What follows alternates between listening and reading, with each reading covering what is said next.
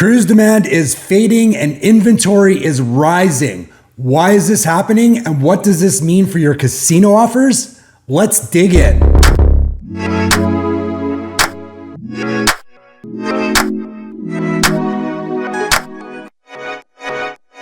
Welcome to the channel that helps you get on cruise ships for a heck of a lot less using casino comps. I've got tons of videos on how to spend less in the casino, how to get your offers, how to loyalty match, and a whole bunch more. Please check it out. So today we're talking about how demand for cruises is starting to fade and how inventory is going up. So this channel is definitely non-political. I'm not interested in talking about any politics on this channel. I want to have fun, and that's definitely not fun right now. But there are some things that are happening that are definitely impacting the cruise industry. So we need to understand why inventory is rising and what that means for your casino offers. So the first thing I want to mention is the economy. Of course, we're looking like we're going to head into a recession.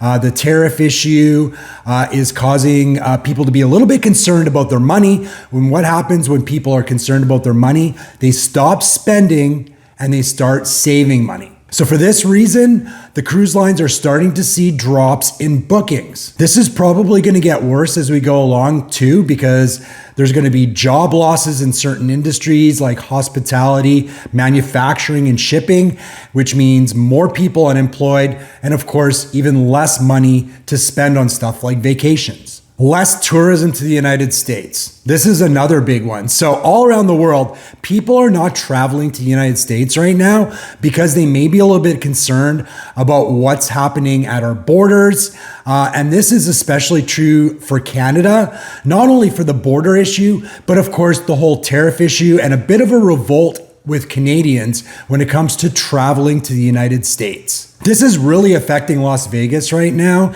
and it's definitely going to affect the cruise industry and already has, because a big component of people who travel to the United States, namely Florida, also Galveston, and some other places like Bayonne, New Jersey, to cruise are Canadians, and they're not doing it right now. Flights are being canceled like crazy.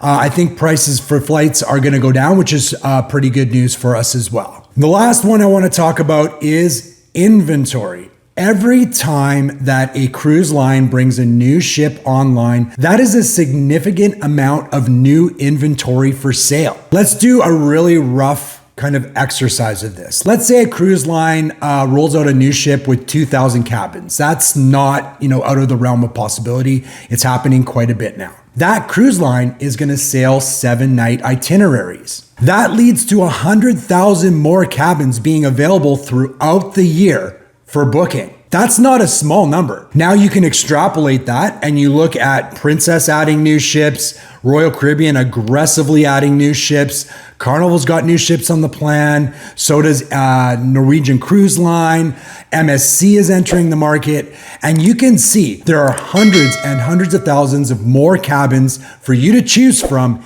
each and every year. Now, of course, some ships will retire, some ships move to other places outside of the US, but the result remains the same, and that's driving up inventory. So, what does all this mean for your casino comps through your loyalty program? Well, it's fantastic news. That means that there's a lot more inventory for the casinos to leverage in order to get people on the ships. Think about it this way. If you're a cruise line and you've got a bunch of inventory available, you're not going to sail empty. You're going to do everything you can to sail full, because every cabin that is not occupied is lost revenue. Now, you could offer deep discounts on cruises, which is one way to go, but there's no guarantee that a bargain hunter that's going to sail with you is going to spend a lot of money. They may actually go on the cheap, not get Wi-Fi, not get specialty dining, not buy the drinks package, and that's where a lot of these cruise lines actually make their money. However, the big profit center on a cruise ship is the casino. Outside of some overhead like staffing, machine maintenance, and payouts, it's pure profit. They don't have to buy things like expensive produce for especially dining or anything like that. It's been said before that casinos are a license to print money, and that's no exception aboard a cruise line. So when you think about this, what do you think the cruise lines want to do more? Do they want to cut those prices and get the bargain hunters that may not spend a lot? Or do they want to offer cabins to casino players and hope that they gamble and they make that good money? Now, of course, all the cruise lines are offering discounts right now, and the deals are only expected to get better as we go along. Demand continues to shrink, and this inventory is sitting there available. However, if the cruise lines have their choice, they'd rather have a gambler on board and get that easy money. I'm already seeing improvements in my offers. Let's go through some of them right now. And I'm gonna list the cruise lines by like the best to the least. So the first one is Princess. Now, Princess always does a great job with offers. They're probably one of the best cruise lines when it comes to casino loyalty and what they give you. But I have noticed that recently my offers have gotten better and better. I'm getting things like $200 worth of free play. That's more than I've ever gotten before. So I'm getting the free drinks, the free cabin, and $200 worth of free play. That's a pretty solid offer, especially at my gambling level. And this one that you see here is for Canada, New England, and Greenland. So that's an interesting itinerary. Another great offer I got from Princess, pretty interesting, is the Hearts offer. Now this one gives you free play, a free stateroom, free drinks when you're in the casino, and then a dining experience as well. So you're getting free specialty dining. Again, I'm a low roller. These are things that are usually reserved for higher rollers. So Princess is already bringing it. Margaritaville at Sea. If you checked out my last video, I'll link it in the description here. Margaritaville at Sea has totally revamped their casino loyalty program and made it so good.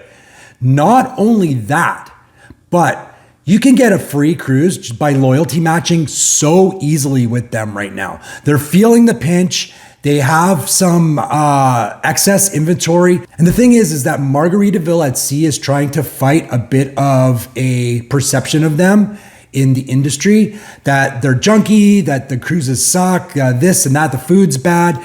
And I'm here to tell you that is absolutely incorrect.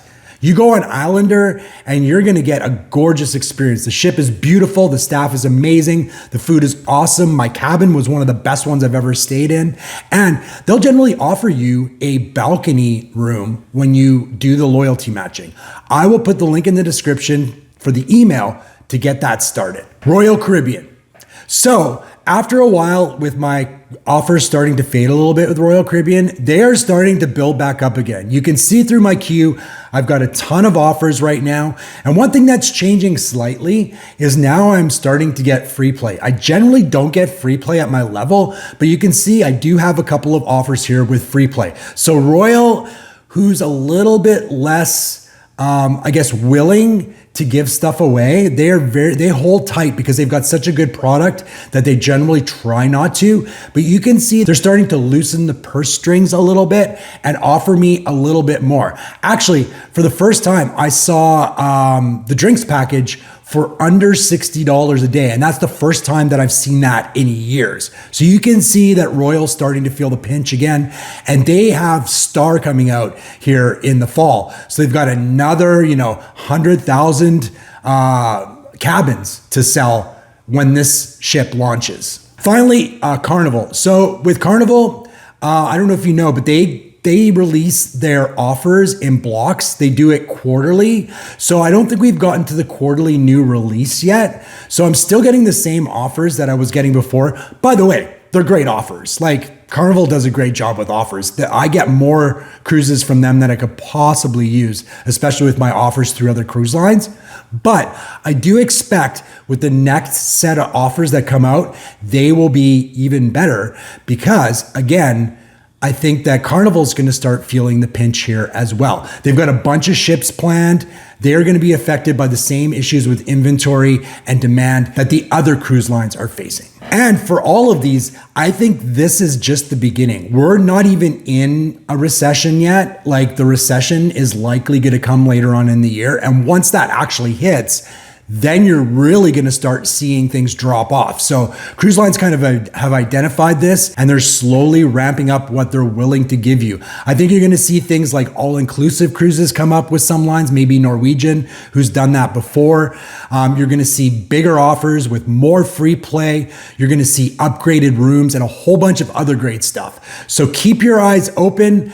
and reap the rewards if you can. I hope the recession is kind to you. And of course, I'm going to follow along. If I see anything really cool come out from any of the cruise lines, you can be sure that you can find it on this channel. So make sure that you're subscribed. And of course, you click the notification bell to know when the videos come out. If you like this video, if you give it a like, it means so much to me. I'm on Freedom of the Seas tomorrow. It's one of my very favorite ships. And of course, I'm gonna have the Freedom series. So what does that mean? Let's see how the casino is. What are the new games there? How do I do? How much money do I spend? How many points do I earn as I'm trying to hit Prime for 2026? I have no points yet. So I'm gonna try on a fortnight to earn at least 500 points because I've still got a lot of time to hit Prime. Thank you so much for watching.